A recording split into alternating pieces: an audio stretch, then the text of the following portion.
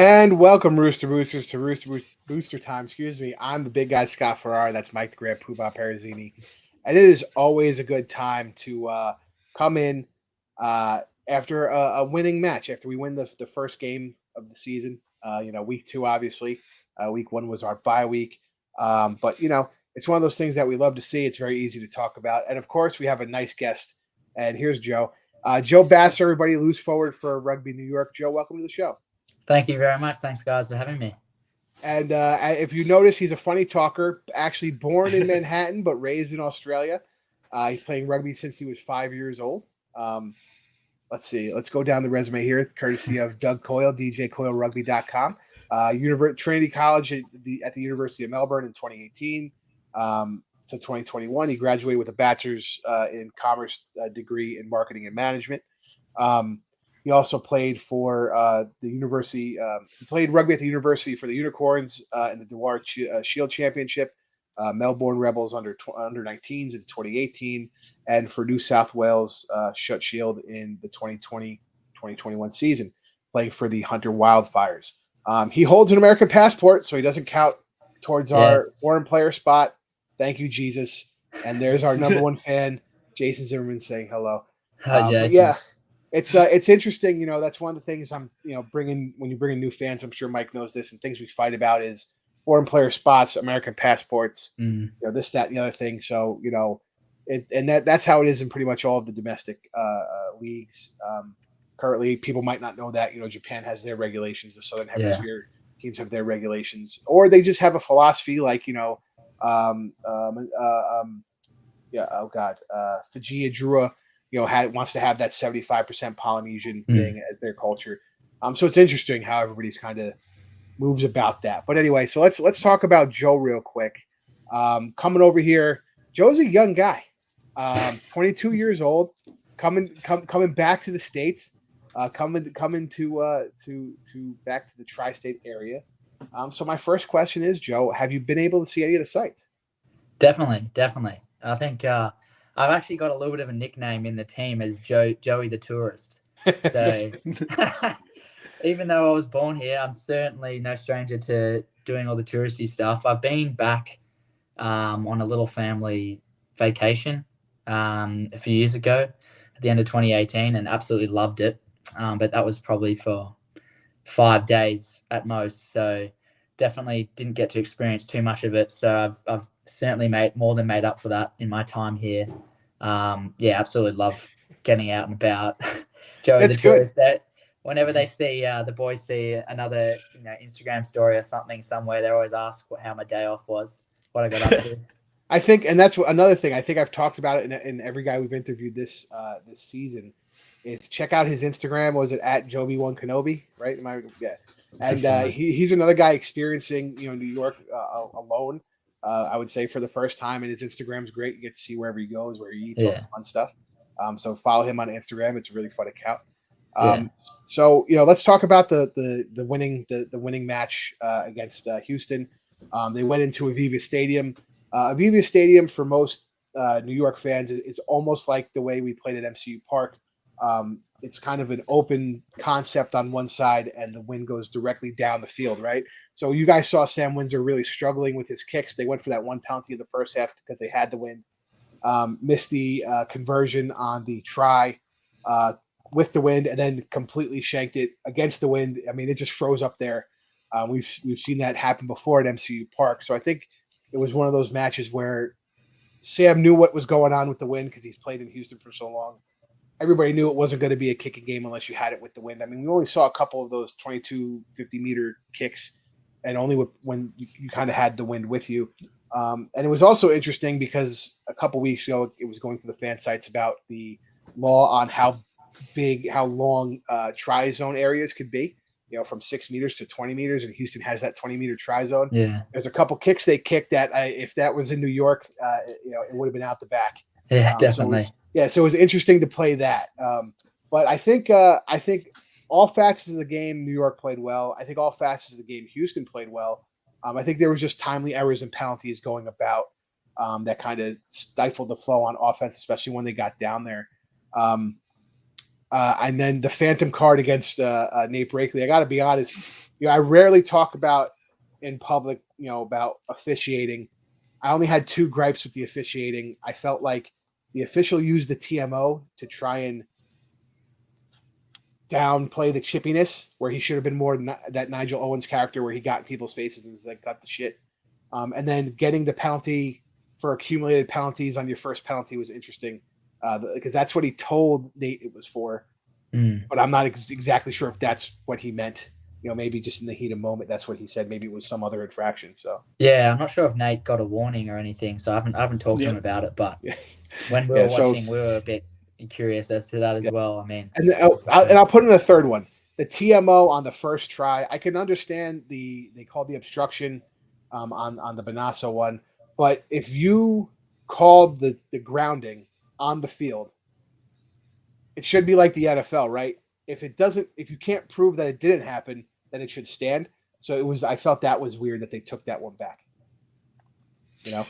Yeah, that was a little chippy. I put that as because it was called against Hewitt for obstruction. Yeah. Because but Ben kind of ran in, but they said that Charlie Hewitt obstructed the player from tackling Ben. The only point where that really happened was kind of when Ben was past Charlie.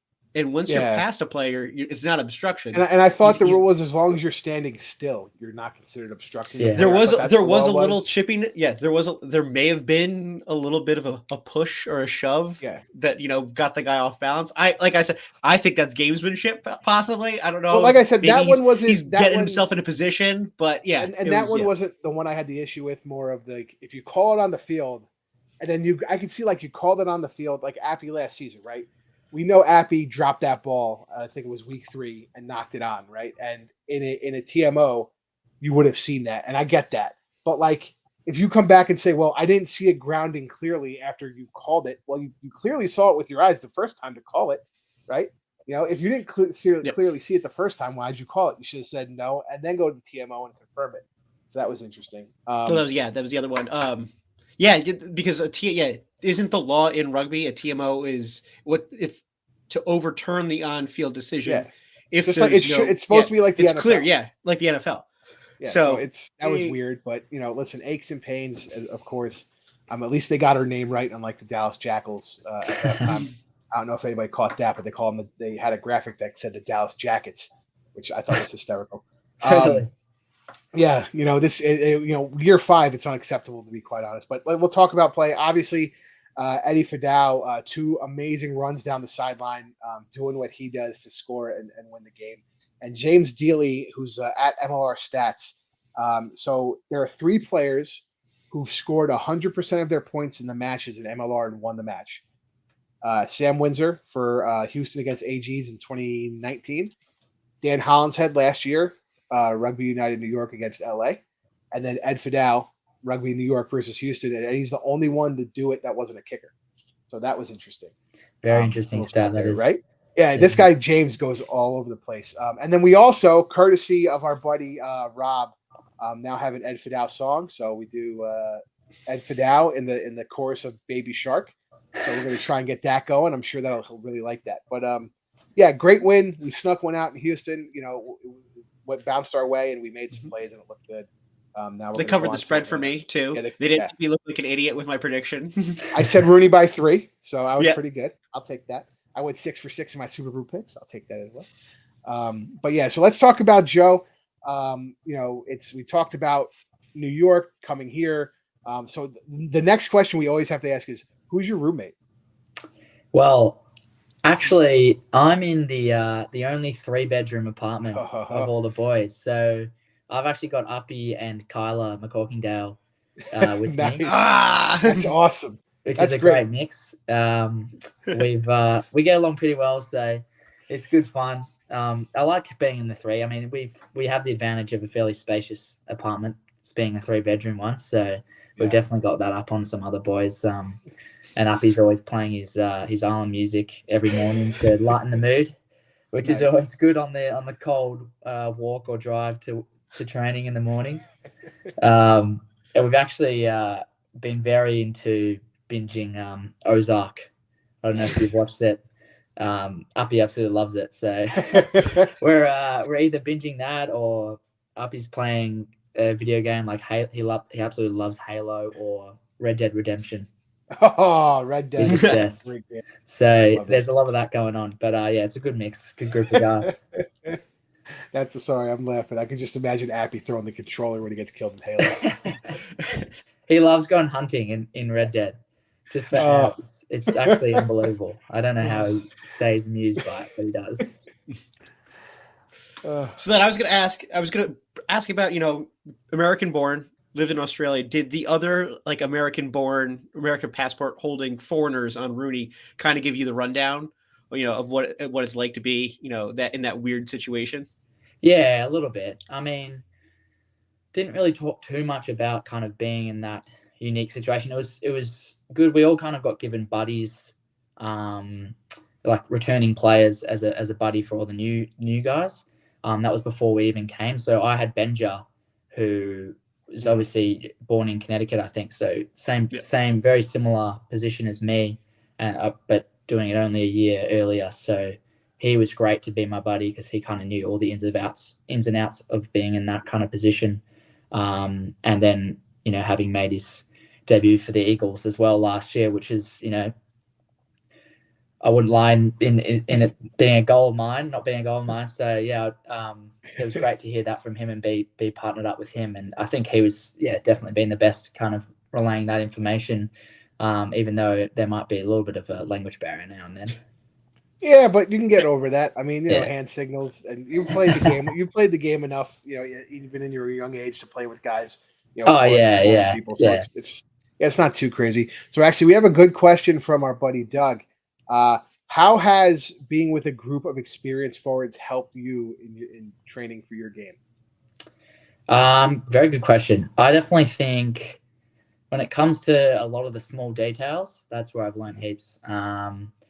Just learning off guys like Brendan, Carter Pryor, even Benjo, and as well as Pungo. Literally everyone in the forward pack. Being, I think, the youngest forward, or I think even the youngest guy in the team. I'm learning from all of them, as well as just in the lineouts, the second rows especially as well. Charlie and Nate really been helping out. So I'd say the biggest thing is probably kind of those really small details that once you step up to a higher standard of rugby is when you start needing to know those or have those down pat to actually beat higher standard sides. When you're playing club rugby or lower levels, or junior rugby, it's kind of a lot more broader structure, generalized structure, and then just play the game. Whereas if you want to succeed at a standard, professional standard, then you really got to get those small details. So that's really where their kind of knowledge of, playing years and years of pro rugby comes in, especially off the set piece. That's definitely where I've learnt the most. We have so much more detail than what I'm used to in previous years of playing around literally every aspect of the game: kick-off receipt, off lineouts, off scrums, off turnover balls. Mm-hmm. So yeah, that's if that's a good enough answer, just those little details that even down to the exact movements, the angles, the where you want to end up after a ball, what ruck you're cleaning, what role you are. So all that, it's been great. Some seriously good guys to learn off, and even just Houston was a good example. Not playing, I could just watch those guys who are playing the same position as me, mm-hmm. and see what they're doing against a pretty good opposition. That's huge. Absolutely. Unfortunately, you weren't up. Joe wasn't up for selection last week because he had a little knock against the AGs in the scrimmage, which hopefully he'll be cleared for next week, and I'm sure he'll be a selection. Joe's really good. I really like Joe. I love the younger guys, and I love how they push people. And if it's one thing, if you could push Cara Pryor's buttons in practice and get him riled up, you can kind of see it, him turn it on during the game. So I like it. The other thing is, so I have an add-on question because Pago has been killing it with the thirst trap picks. Is he giving classes on how to do a classic thirst trap? He is killing it with the thirst trap picks. I think he put one up on Valentine's Day yesterday. I don't know. I'm sure he would offer some classes if you paid him enough. He doesn't do stuff for free. I know. So I'm sure he's up for anything if you ask him. Though he's a talented man on and off the field. We'll say that. So now that I got the really tough question for you. We asked this of all the Rooney players: high socks or low socks, and then plain cleats or flashy cleats. Oh, good question. I'm probably more a high socks guy, but old school. I don't know. I often wear those kind of calf tight things, which often go under the socks. So if the socks fall down, then I've still got kind of that high sock look. And then when it comes to cleats, I do like a nice white, just all white or all black. I don't really like the bright colors like orange or green or anything. So I think in the AG game I had some. Oh, they're a bit dirty now, but they were white, and then I've got some black ones. So I don't know. Well, white ones can be fairly flashy. So it depends who you're asking, really. Yeah, and especially when you're playing at JFK Stadium and they have the grassy turf, they're not going to get dirty. So exactly. Perfect, Exactly. Might have to get some new white ones just for JFK. Yeah, definitely. You have to have your way. Your way on the grass ones, and then your home cleats. So here's the next. I think Mike's question is the most controversial, but the second most controversial question that we ask players: who has a better haircut, Charlie Hewitt or John Grzelczyk? Oh, I've got to say Charlie. I'm a big mullet fan. I love a mullet. I mean, I don't know if you've noticed in Southern Hemisphere rugby, but it's a big thing back home. We honestly last year it was Dan Hollinshead and Benja, and then now I think Charlie thinks he's Benja, but just 4 feet taller, and less speed and less ball skill. But he has that same haircut. I think it's going to give him that power up to do better. It's it makes you faster, no doubt. I mean, you're cutting off useless hair that's going to just drag you down on the sides, which exactly. It makes him more aerodynamic when he fights on the field. That's what it is. Exactly. I mean, I had a bit of one, not last year, I think a couple of years ago when it was becoming popular back home, but I'm kind of more of a buzz cut man these days. I was going to say, you look like you're more of the Quinn Appy, get a haircut Friday before you leave for the match type guy. Yeah. Yeah, I definitely need a touch up. Maybe if I'm lucky enough to play this week, you'll see me with a fresh cut. There's a good barber just around the corner, so nice. They sort all the rugby guys out, I think. That's awesome. Nice. Love that. So you kind of mentioned like Southern Hemisphere. Is there a Southern Hemisphere style of play that you feel is like kind of influenced, how Rugby New York does what they do? 100%. I think, you just have to look at the makeup of the team. A lot of Kiwis, a couple of Aussies, Argentinian. So definitely big Southern Hemisphere influence.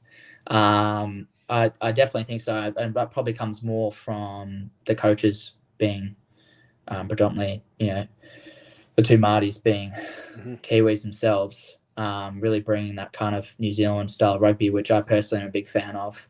We really try to play faster and outpace teams rather than just obviously we still want to play really hard rugby, but we're not just slow brute force. I guess you could say South African-esque. You look at Houston, and we probably didn't get to play as much of that style because of the environmental factors and the wind on Saturday. As you were saying, Scott, kind of that first half when the wind was behind us, just guys were throwing passes and it was just floating in front, and you couldn't even catch them. So that probably lended towards Houston style of play. You kind of watch the Springboks with their head of rugby being Heineke Myers now. There's a bit of Springbok flavour there. Although they are Southern Hemisphere as well, I think their style is really different. So they kind of play that more kicking pressure and just forwards brute force. You know, I it mean, might not be the fastest or the prettiest. And that worked against a team like LA when you were holding possession. Yeah. But I think when you come up with a team like Rooney, I think you have to augment your style a little bit. And I think that's something that coaches in the game in the MLR, if you haven't been in the league, don't necessarily do as much. To me, it feels like rugby coaches don't augment the plan as much as they should and make the adjustments. And I think you'll have to see in the MLR as some of the coaches stay on a couple of years, they will start to tweak in game what's going on, not just by the win, but just to say, hey, this isn't working. We have to try something else. I mean, one of the things I felt Rooney was doing better was bringing it out wide and not going with a lot of forward runs because it was getting stuffed very quickly. So why continue to try and do that? You have to keep them honest. You have to do it every so often, but to pound them up front was just something that wasn't working. So to get it out wide. And I also think it's that first match for everybody. You guys, you had the one exhibition against the AGs. It's a lot of movement from last year, so people aren't used to each other. And then trying to do too much, I felt Jason was doing a little too much. He had a couple of those hook passes he was trying to offload, and I think that's just being excited to be back on the field again. And he was excited. He was trying to make the play when maybe a guy like I'm trying to think like who might have done different. Maybe like Quinn takes that ball and goes down instead to start a new phase, just because he's done this in the MLR before. So I think we'll settle down a little bit and we'll get there. But yeah, it's man, I loved the watch. I was so excited Saturday just to finally watch us back on the screen. It was so great. You should have heard our little apartment going off when Ed scored that second try. Oh God, you should have seen me. Me and my best friend Chris were hugging each other, but I was watching the TV over there. He was watching the TV over there, and we were jumping up and down like schoolgirls. It was great. I'm surprised we didn't get a noise complaint, to be honest. we were jumping up and down, and then Stephen Lewis, the GM who happened to be there, came over and started jumping up and down. My wife could care less, to be quite honest. That was our Valentine's Day dinner because we don't screw around on Rooney nights. But yeah, so the next question, right? Is it my turn, Mike, or your turn? Yeah, it is your turn. My turn. Okay, so the next question is: so out of the 4 Rooney kits they debuted, the home, the away, the black neighborhoods stripes, and then the what do they call them? The heritage jersey. A heritage, yeah. Which one are you the biggest fan of? Good question. I quite like the heritage. I don't mind. We got to wear them on the photo day, and they look pretty nice. Some boys looking pretty classy in them. The heritage, the little collar. Yeah. I quite like the white one as well on the weekend. Yeah, probably I gotta say the heritage. I mean, I'm keen to see. I'm not sure when we're gonna wear it. But yeah, I'm a fan. I purchased that one this season. My wife allowed me to purchase one kit. I purchased 3 last year. She's like, you're only allowed one, like a child. You're only allowed one. So I got the heritage one.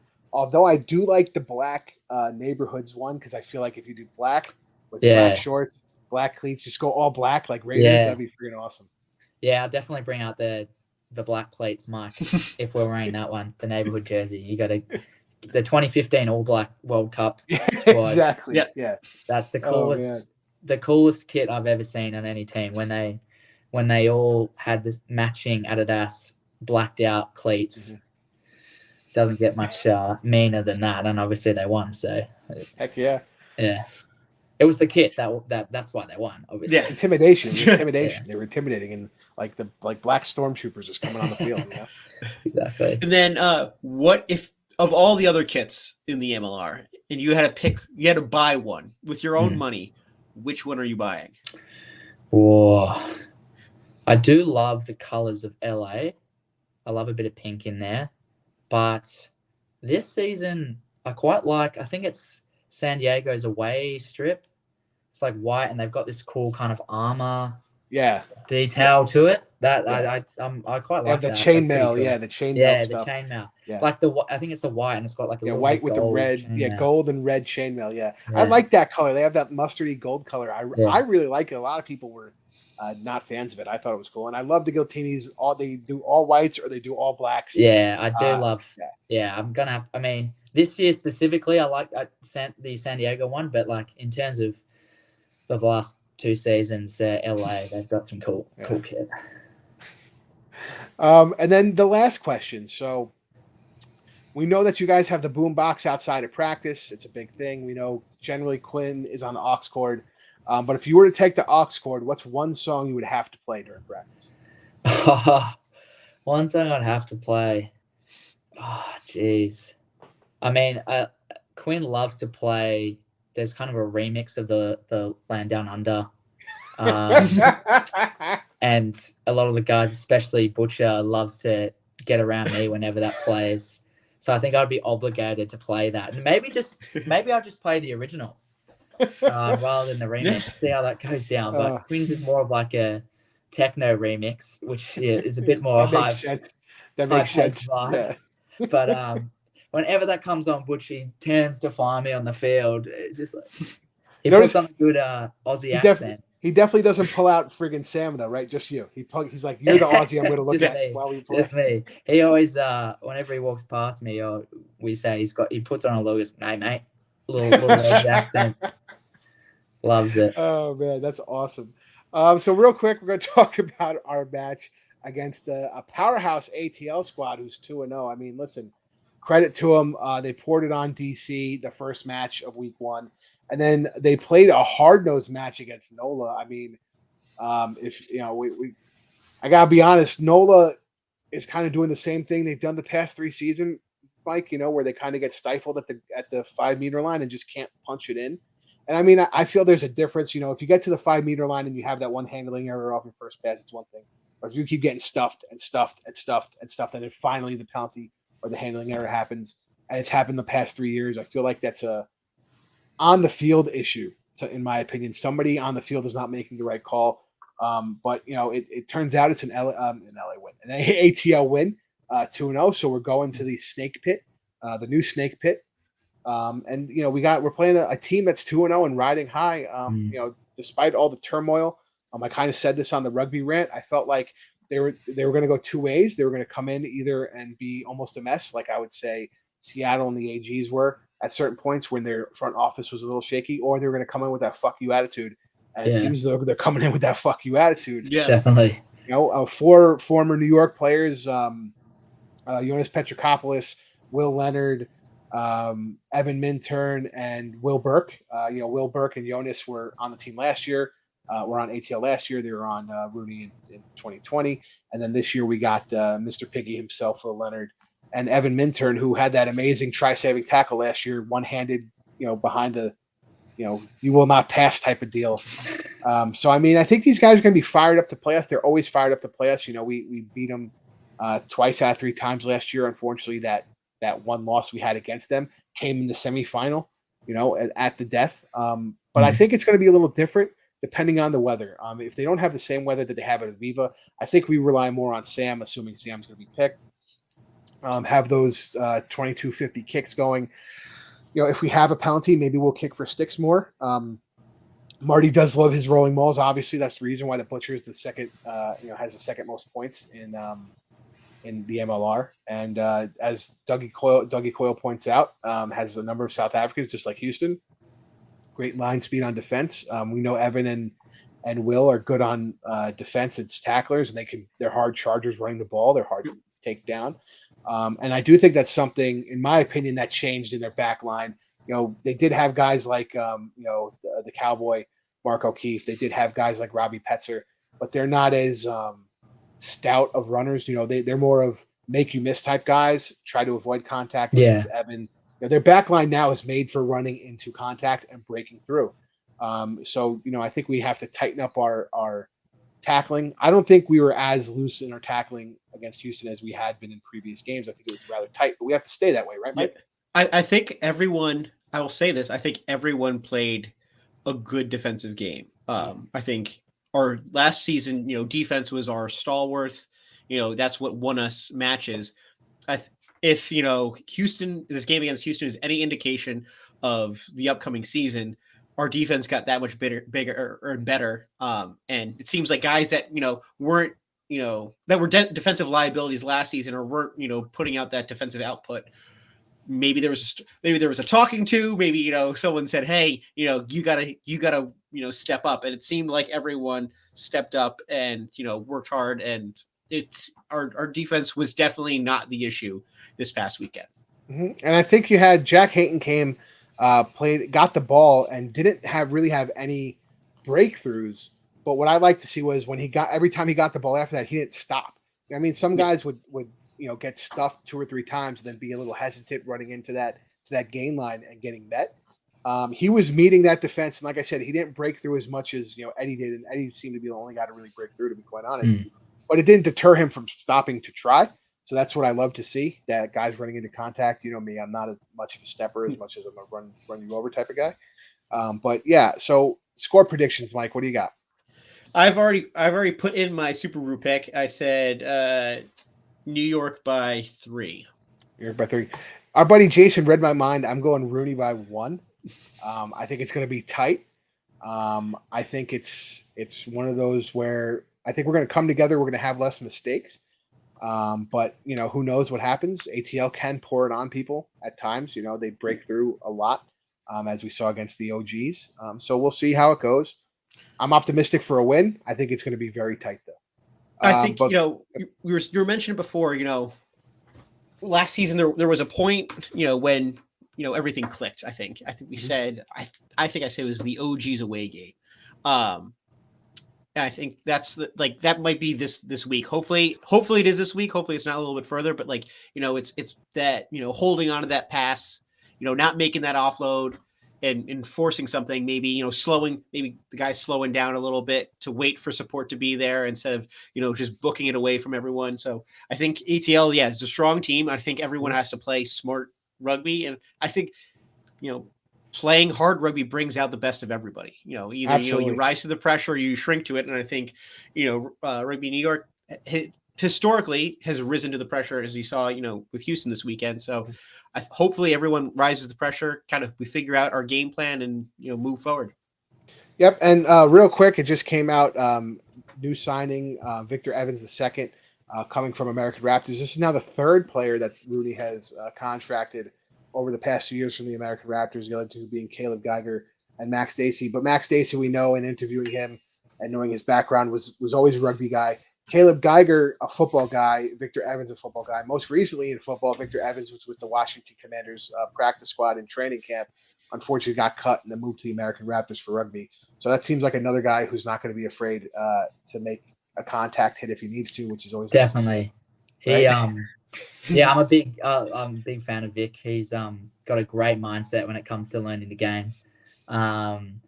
He's been dealing. I think initially when he got cut, he's had some knee issues, and so he's been pretty on top of that, getting back on board. But yeah, when he rips into contact, you definitely don't want to be the ball carrier running into Vic. I can tell you that much. If there's anything he can do, is he can hit a man. So, that's awesome. Big shoulders. I think I just popped a Woody. That's awesome. I love that. I honestly, the best thing I heard about Caleb Geiger last year is Butch comes up to me. He goes, so the first practice we have in the weight room, he let everybody go first on the squats. And then he added about 3 plates on each side and started squatting reps. And I went, I can't do that. Caleb is a strong man. Monster, he puts everyone to shame in the gym. Listen, I love my gym rats. Me and Robert Aramiscu are still great friends, and he was a gym rat at Rooney. If you can go up and put stuff up on the squat rack, that just makes me smile. But anyway, we've taken so much time, Joe. Sorry to interrupt, but we've taken a lot of your time. And, no worries at all. Yeah, we appreciate you coming on. Again, follow him at Joby1Kenobi on Instagram. It's a great Instagram to follow if you want to know what's going on in the city, as he's taking his days off to actually. He has the availability to go out and do that, where maybe some of the older guys, who have the families and stuff, don't have the time to do it. So go out, follow him.